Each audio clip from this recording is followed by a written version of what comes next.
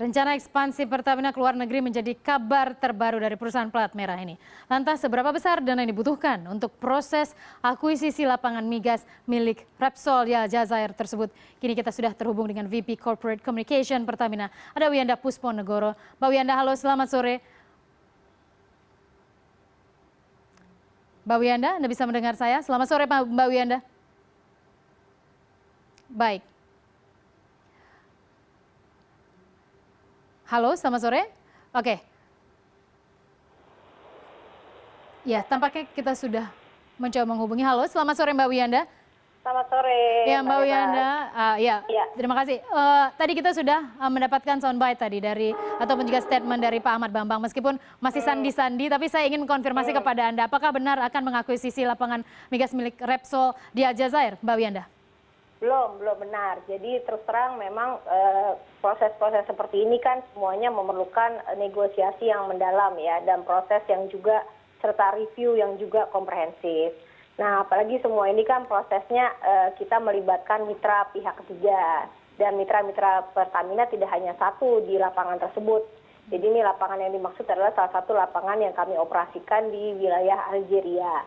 Nah, jadi Mbak Hera, pada intinya semua ini masih berproses, belum ada keputusan final, dan saya bisa nyatakan bahwa proses-proses ini nanti sifatnya adalah lebih kepada internal communication yang terjadi antara mitra-mitra terkait. Jadi tentunya setelah ini semua rencana sudah final, baru bisa kita informasikan secara lebih lengkap dan detail, Mbak. Mbak Wiyanda, tadi ada clue dari Pak Ahmad Bambang juga dalam waktu dekat.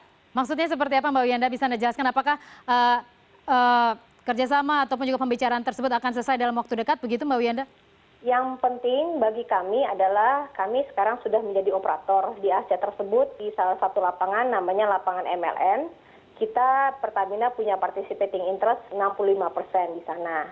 Ya, kemudian kita juga di sana field manajernya adalah orang Indonesia, orang Pertamina.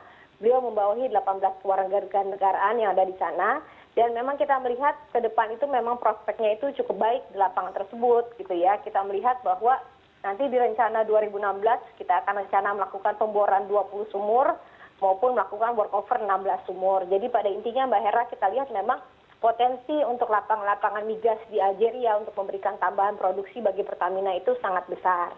Nah, jadi pada intinya itu yang menjadi fokus utama kami, Mbak. Sambil kita lihat nanti bagaimana kemudian potensi-potensi untuk mempererat kerjasama dengan mitra-mitra kita yang ada di sana, Mbak.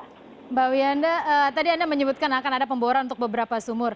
Sangat besar. Iya. Bisakah Anda deskripsikan seberapa besar memang nanti akan mendongkrak juga kinerja perusahaan ketika nanti besar, berhasil? karena ini yang kita operasikan tidak hanya di Algeria, tapi juga di Irak dan Malaysia. Ya, jadi semua ini dioperasikan di bawah kendali anak perusahaan Pertamina yang bernama Pertamina International Exploration Production. Ya, jadi year to date sampai dengan saat ini saya bisa mencatat hingga Oktober 2016 rata-rata produksi dari semua lapangan migas di 3 negara tersebut bisa menghasilkan sekitar 140.000 barrel oil equivalent per hari. Jadi ini memang sudah cukup besar. Ya, harapan kami nanti targetnya di 2025 dari semua lapangan migas kita yang berasal dari luar negeri yang dikelola oleh Pertamina International tadi, Exploration Production, bisa menghasilkan sampai 600.000 barrel oil equivalent per hari. Artinya minyak setara dengan kondensat maupun dengan gas. Nah, jadi intinya Mbak Hera, itu yang menjadi fokus kami. Ya, sambil kita melihat bagaimana kemudian kita mengoperasikan lapangan-lapangan, tidak hanya lapangan MLM tadi, juga di Algeria ada juga lapangan EMK dan juga lapangan OHD. Nah, ini yang ke depan tentunya akan masih menjadi target untuk peningkatan produksi, tapi di sisi lain kita melihat potensi yang sangat besar untuk terus meningkatkan produksi kita di sana. Makanya kita berani mencanangkan tadi rencana kerja yang juga cukup agresif dengan melakukan pemboran 20 sumur maupun melakukan workover untuk 16 sumur yang ada di sana. Butuh biaya berapa, investasi berapa besar Mbak Wiyanda untuk mendorong agresivitas Pertamina tersebut? Kalau investasi biasanya kita hitung dalam besaran komprehensif gitu ya, yang kumulatif yang berada di dalam capex-nya Pertamina. Capex-nya Pertamina sendiri tahun 2017 gitu diperkirakan sekitar 6 sampai 7 miliar dolar Amerika.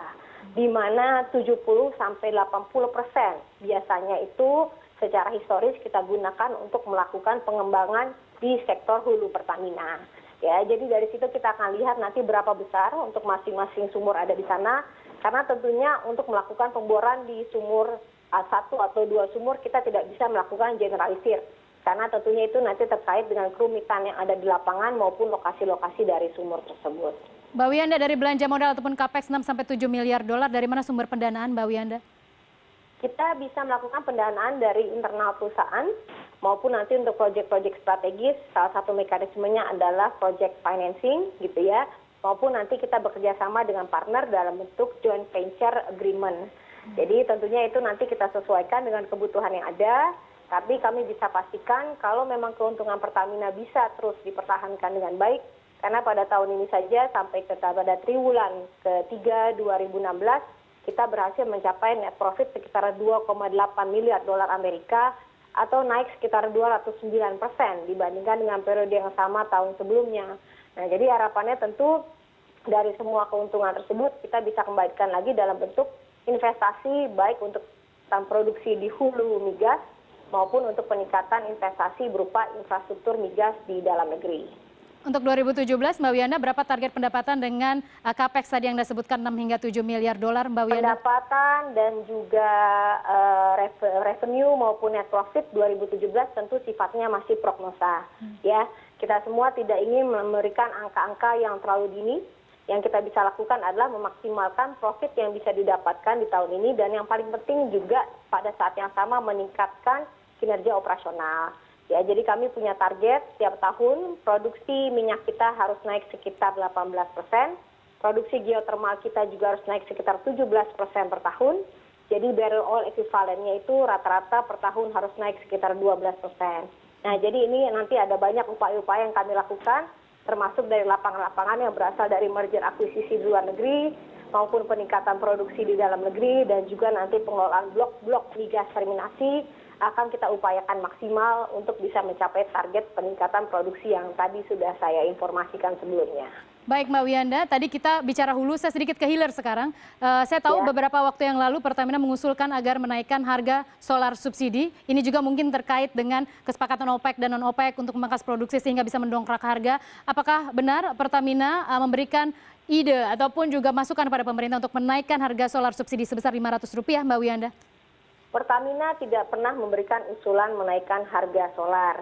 Yang kami lakukan adalah kami duduk bersama dengan pemerintah, membahas fluktuasi harga minyak mentah, maupun kemudian sesuai dengan permen ESDM yang ada, bahwa harga BBM khusus penugasan dapat direview tiap 3 bulanan.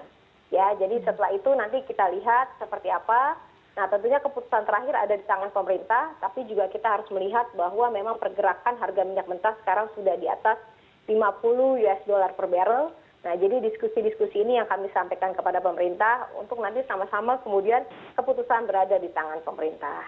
Wiyanda Pusponegoro, VP Corporate Communication Pertamina. Terima kasih sudah bergabung bersama kami di CNN Indonesia Business.